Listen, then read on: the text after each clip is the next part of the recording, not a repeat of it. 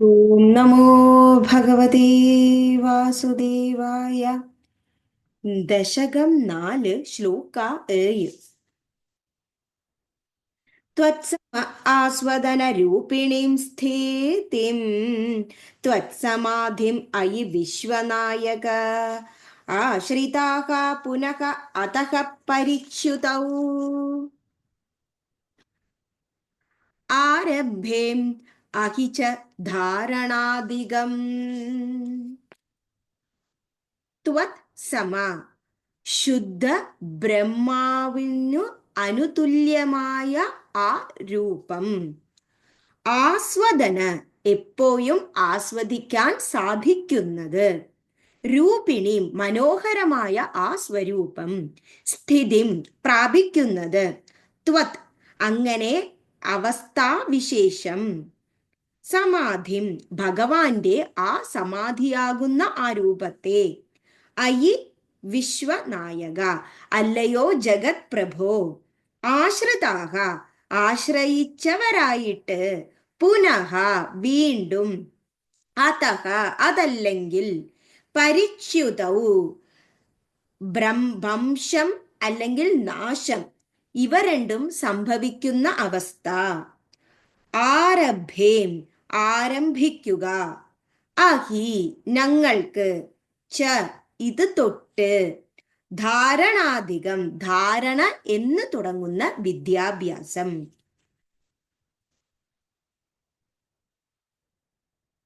സമാസ്വദന രൂപിണീം സ്ഥിതിം ത്വത്സമാധിമയി വിശ്വനായക ആശ്രിതാ പുനരത പരിച്യുതൗ ആരഭേമഹി ച ധാരണാധികം.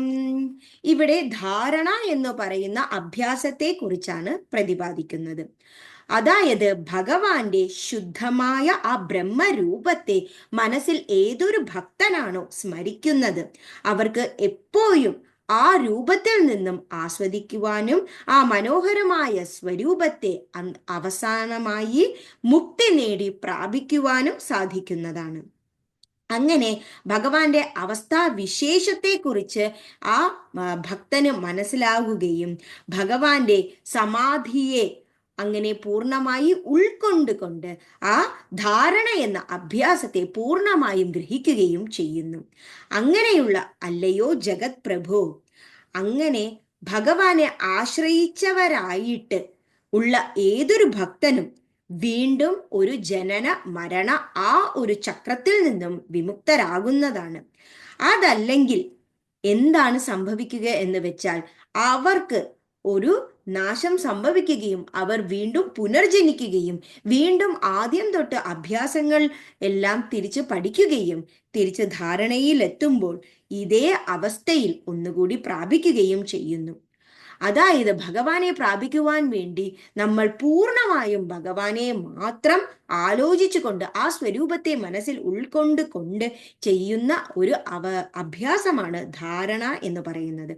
അത് ഋഷിമാർക്കും അല്ലാതെ സന്യാസിമാർക്കും അങ്ങനെ ഏറ്റവും വലിയ ഭക്തന്മാർക്കും മാത്രം സാധിക്കുന്ന ആ ഒരു ധാരണ എന്ന അവസ്ഥയിലോട്ട് എത്തുവാൻ അതിനു മുൻപാകെ നമ്മൾ ശരീരത്തെയും മനസ്സിനെയും പൂർണ്ണമായി കേന്ദ്രീകരിച്ച് അതിലെത്തേണ്ടതാണ്.